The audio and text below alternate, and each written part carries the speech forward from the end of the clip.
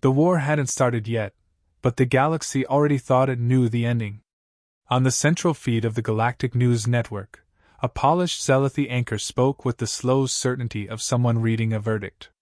Military analysts predict a protracted conflict between the Terran Defense Force and the Threx Dominion, lasting no less than 12 standard years. The Dominion's superior fleet size and resources. Captain Mara Vance muted the broadcast with a flick of her hand.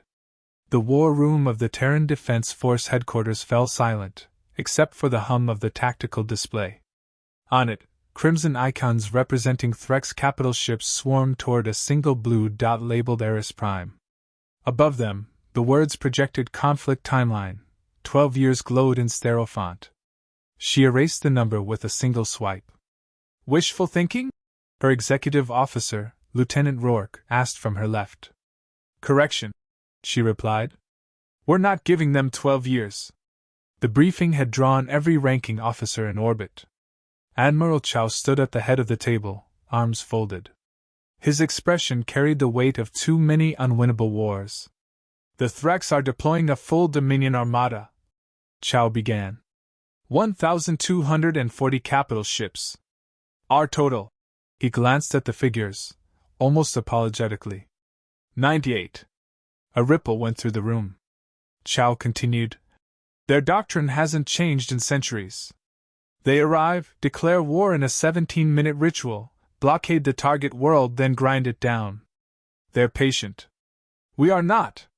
His gaze landed on Vance. Captain, you requested this briefing. What's your assessment? She studied the red icons for a long moment. If we fight the war they expect, we lose. And slowly. A younger Commodore spoke up. With respect, Captain, we can't just change the rules of engagement. The Council, Vance cut in, is watching to see if we survive. They won't lift a finger until the last human colony starves. We either rewrite the script or there's no third act. No one challenged her. After the meeting, she and Rourke rode the gravlift down to the lower decks. The hum of the station felt louder than usual, as if the entire structure braced for impact. You're thinking of using it, Rourke said quietly. I already put in the request, Vance replied. His brow furrowed. Project Icarus hasn't been cleared for fleet-scale deployment. It's still theoretical. Her lips twitched. So was warp travel once. They walked through a corridor lined with reinforced viewports. Outside, the pale curve of Icarus Prime hung against the black. Cargo ships shuttled back and forth, ferrying supplies, or so it would seem to anyone watching. On the opposite side of the Orion Spur, High Strategos Vurak Jha reclined in the command throne of the Threx flagship Empyrean. The chamber around him gleamed with the golden-laid symmetry his species valued, every console equidistant from the center, every officer positioned with ceremonial precision. Hollow constructs displayed the Terran fleet. Scattered, irregular formations. Per discipline, in his view. Do they mean to insult us with this chaos? He asked his adjutant. Perhaps it is their custom, Strategos. Vurak gave a low, amused trill. Their custom is to lose. They will learn honor before they die. He turned his attention to the ornate speech tablet before him. The war declaration had been written in the Dominion's high tongue, 17 minutes of formal grievance, ancestral invocation, and tactical pronouncements. It was not merely tradition, it was the beginning of battle itself. To omit it would be unthinkable. Back aboard the Terran station, Vance stood alone in her ready room, a stream of old battle footage playing across her desk display. Engagement after engagement, the pattern was the same, the Threx announcing war, their fleets locked in rigid formation while the speech droned on. The enemy always waited until the last syllable before firing. She replayed one particular archive, slowing it to half speed. At minute 5, the Threx ships were fully powered, shield stable, but their drives ran hot, cycling idly in anticipation of the first maneuver. A precise, predictable window. 17 minutes? Always 17. She tapped her desk once, committing the timestamp to memory. That evening, Chow approved her clearance request for Project Icarus. No fanfare, no speeches. Just an encrypted confirmation code and a simple message, make it count. Vance transmitted orders to the fleet under secure burst. Stage 1 begins immediately. Civilian evac transports to follow Plan Sigma. All other assets, execute dispersal pattern Delta. Maintain radio silence unless compromised. Within hours, freighters laden with evacuated civilians departed orbit. Inside their sealed cargo holds lay the disassembled components of something no alien fleet had ever faced. Rourke found her in the observation lounge the next morning, staring out at the evacuation lanes. "They think you're just scattering our people," he said. "They think wrong," Vance replied. He hesitated. "You really believe this can work?" "I believe," she said, "that letting them fight the war they expect guarantees we lose. This way, we have a chance. And if it fails," he finished the thought for her, "there won't be anyone left to care." She nodded once, as if the matter were settled. On the Threx flagship, Vurok reviewed the projected timetable for the campaign. His advisors expected Eris Prime to fall within the first 18 months, Earth within 4 years. The humans would resist bitterly, of course, they always did, but resistance was part of the dance. The Dominion's war machine had crushed older, stronger civilizations. Humanity was a newcomer. They would be no different. In his mind, the campaign had already been won. 2 days later, Vance stood in her ship's bridge, watching the Dominion fleet grow on the tactical display. Crimson specks multiplying. They moved with ceremonial precision, each capital ship holding exact position relative to the others. Even their escorts flew in measured arcs, like dancers in an ancient performance. Her exo glanced at her. "They're forming the line." Vance's fingers rested lightly on the console. "Good. The more predictable they are, the easier this gets." Through the bridge viewport, the enemy formations glittered under the light of Eris Prime's star. Somewhere out there, Vurok Jha was preparing to speak. She could almost hear the opening syllables of his declaration, drawn out in that deep, resonant Threxian tone. 17 minutes of ceremony. She would need only 5. The first hint that something unusual was happening came not from the fleet, but from the evacuation lanes below Eris Prime. Freighters moved in orderly columns, yet each one carried cargo that would never be listed in supply manifests. Disguised as civilians, they held the components of Project Icarus, a weapon built to exploit the Dominion's obsession with ceremony. Captain Vance walked the lower decks of the Resolute, inspecting the final preparations. Crew members bustled around her, their movements precise but tinged with tension. Lieutenant Rourke fell into step beside her. "You're asking them to gamble the species on a theoretical weapon?" Vance didn't flinch. "It's not a gamble if you know the enemy's timing. It's a prediction." He shook his head. "If it fails, then we all die." "Yes. But doing nothing guarantees the same, slower, and with more pain." She paused, scanning the corridor. "Do your crew understand this?" "They do now," he said, voice low. "Though half of them still think you're insane." She smirked. "Good.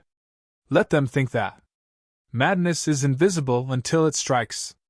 The Terran fleet had split into seemingly scattered formations across Eris Prime orbit. To alien eyes, it looked like disarray, too thin, too irregular, but the pattern was deliberate. Fleets were positioned to hide the drones, to give civilians cover, and to ensure multiple synchronized launch points. Aboard the carrier Resolute, the crew assembled in the tactical chamber. Screens displayed hundreds of points where the Icarus drones would converge. Each micro-jump coordinate had been calculated down to the nanosecond. Vance addressed the room. "You are not firing at ships. You are removing their ability to fight. Think of it as disabling the entire enemy fleet without them knowing it until it's too late." The room was silent. Tension vibrated in the air, heavier than the artificial gravity. Rourke whispered to the communications officer. "They'll call it cowardice if they survive this. Genius if they don't." Vance caught the remark. "Better genius than extinction." Meanwhile, on the Threx flagship, High Strategos Vurok Jha continued his ceremonial preparations. his fleet held in perfect symmetry, the officers repeating protocols they had drilled for centuries. Even as they observed the Terran vessels, their minds could only account for conventional human strategies: ambushes, feints, standard blockade tactics. "Patience, strategos," said his adjutant. "The humans are primitive. Their formation is meaningless." Vurak tilted his head, amused. "Primitive, yes. But they have audacity. Still, audacity without patience dies quickly." He began reciting the opening declarations, each word measured, each pause deliberate.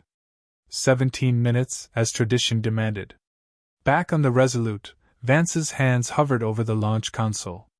Microdrones were stacked like chess pieces, ready to leap into hundreds of positions simultaneously. They were small, fast, and designed to replicate mid-flight. Their sole objective: disable every FTL core in the Dominion fleet without touching hull integrity. "Countdown," she said. 5 minutes to go," the officer replied. 5 minutes until they start their speech. Synchronize with the human clock. When the time hits, we strike." Rourke leaned closer. "No turning back." She met his eyes. "Not even if we could." In the next moment, the Empyrean's bridge shimmered with hollow constructs.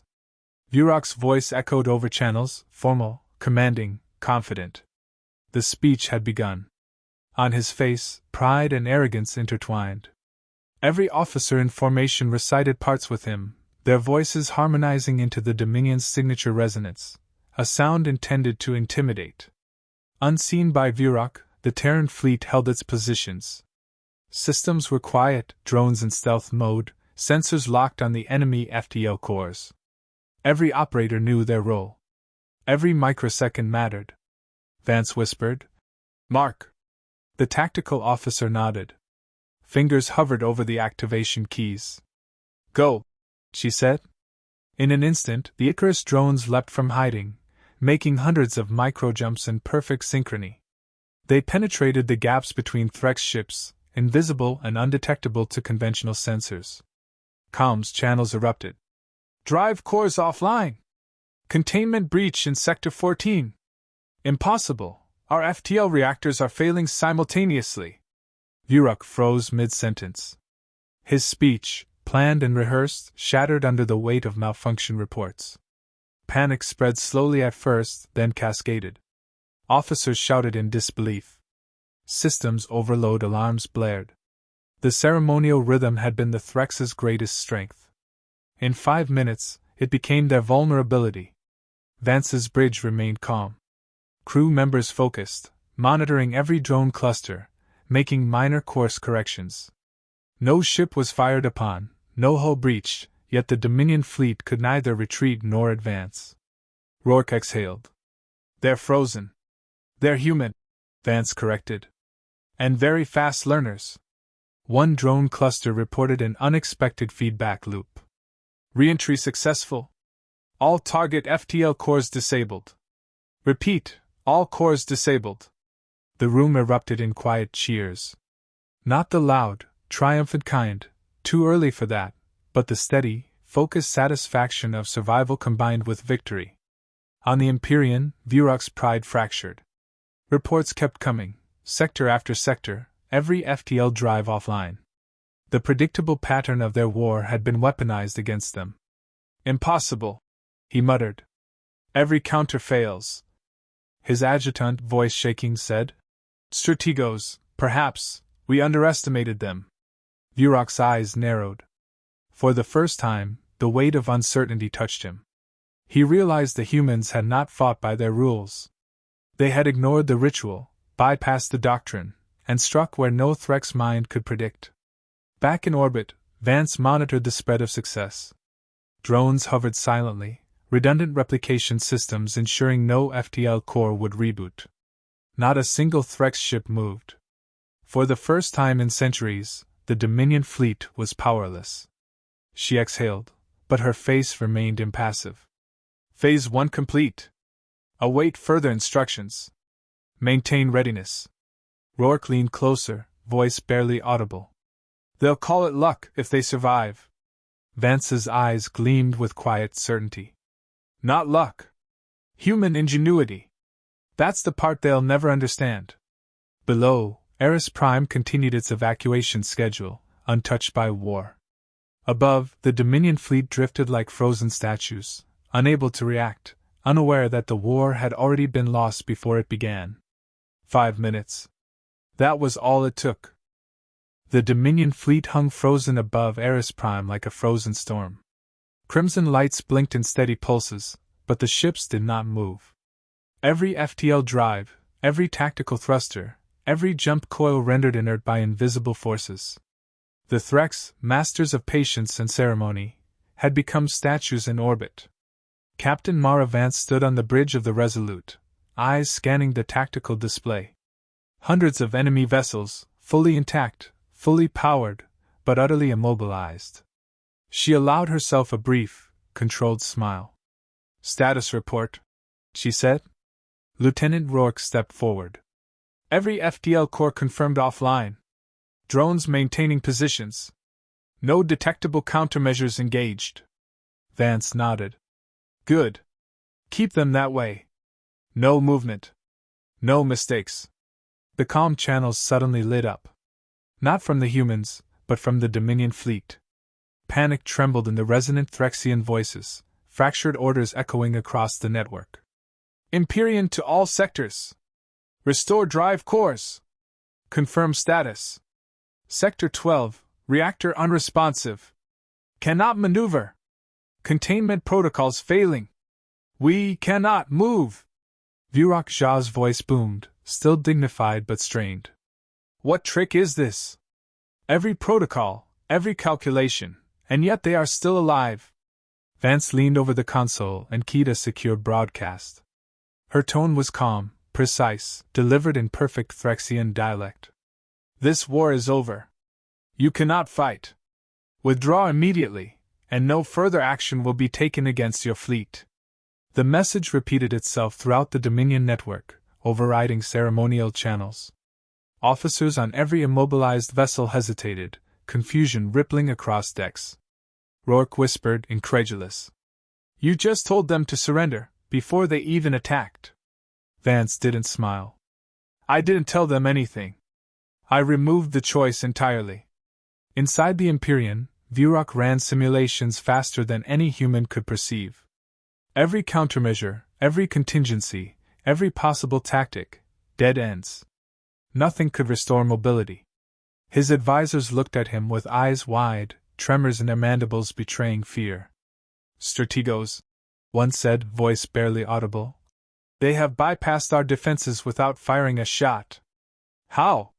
Virok's expression was unreadable, but inside, the certainty of centuries began to crumble. He had trained his life for this moment, yet the humans had redefined the rules without a single declaration of intent. "Listen carefully," he said, low and deliberate. "Prepare a withdrawal. Immediately. Secure our losses. And remember, we were beaten not by power, but by a species who refuses to play by our game." On the Terran side, the bridge was quieter than expected. The crew maintained focus, monitoring drone telemetry and scanning for anomalies. There was no cheering, no jubilation, yet the weight of victory settled in each mind like a pulse. Vance allowed herself a moment, looking out the viewport.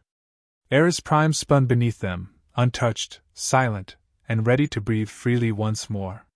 The evacuation lanes continued as planned. Not a shot fired, not a life lost to the Threx.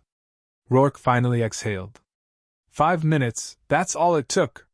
She tilted her head, voice measured. 4 minutes, 59 seconds longer than I wanted. He shook his head, incredulous.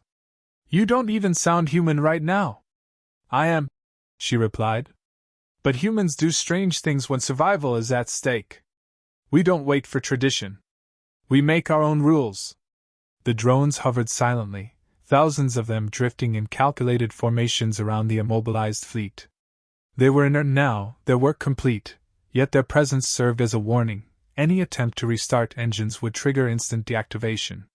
Vance turned to Rourke. "Prepare the fleet for escort operations. We're moving the Dominion out without unnecessary conflict. No further risk. Maintain discipline. Yes, Captain. Across the galaxy, alien observers were watching the event unfold. Holofeeds showed Threx ships frozen mid-maneuver, their supreme commander reduced to issuing evacuation orders under duress. Analysts debated endlessly. Some called it audacity, others barbarism. Few understood the precision, the timing, the calculation behind human ingenuity. In the span of minutes, humanity had gone from reckless upstarts to a species no one could ignore. Meanwhile, in orbit above Eris Prime, Virak Jha prepared his withdrawal. His fleet was intact but humiliated, their prestige diminished overnight. He stared at the immobilized formations, then at the single broadcast from the human captain. For the first time in his long life, he faced the stark reality. A species he had underestimated had not only survived but dictated the terms of victory.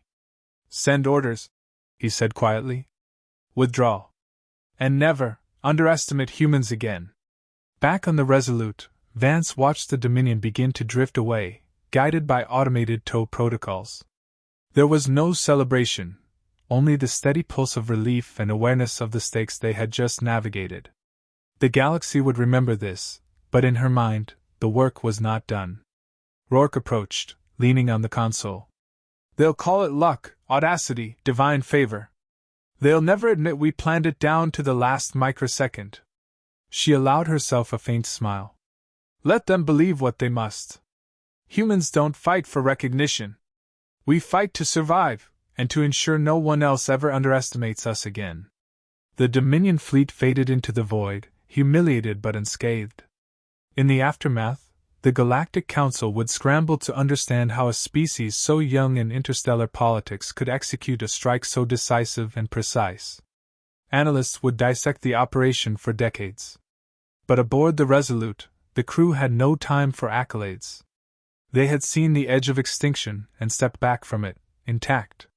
The victory was not measured in glory, it was measured in survival and control, in a universe that had assumed humans were fragile, predictable, and slow. Vance turned to Rourke one last time before leaving the bridge. "Document everything. The Icarus protocol, the fleet positions, timings. History will need proof, even if the galaxy refuses to believe it." He nodded, scribbling notes quickly. "And the crew? They deserve sleep," she said. "And a moment to remember that we did what no one else could. Tomorrow, the galaxy will see humans differently. Tonight, they sleep as survivors." The viewport showed Eris Prime's surface, bathed in soft starlight, spinning silently beneath them. Above, dormant drones drifted as guardians, a silent testament to the species that refused to play by someone else's rules. 5 minutes. Less than that, and an entire war had been decided without a shot fired.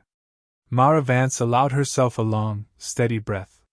For the first time in centuries of alien observation, the humans had won not through brute force, but through cunning, timing, and understanding that unpredictability was their greatest weapon. And the galaxy would never see them the same way again.